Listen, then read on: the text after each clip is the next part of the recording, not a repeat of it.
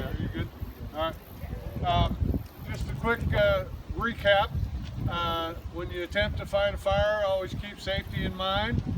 Stay back about 10 feet to start. Start your extinguisher. Hit the front edge of the pan, sweep it back and forth, and covering the whole fire. When you believe you got the fire out, stop your extinguisher and back away. Okay? I will show you.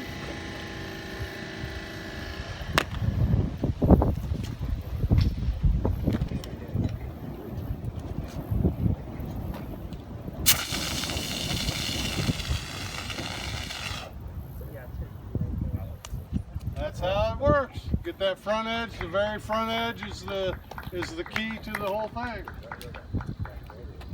Yeah, we're exactly what they're ready to. All right, who's up? Go ahead and get ready. Ready. Right.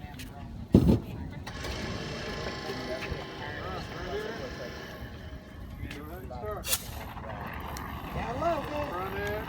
You can stand straight up. So when you're aiming down in there, you'll get that very front edge. Squeeze hard.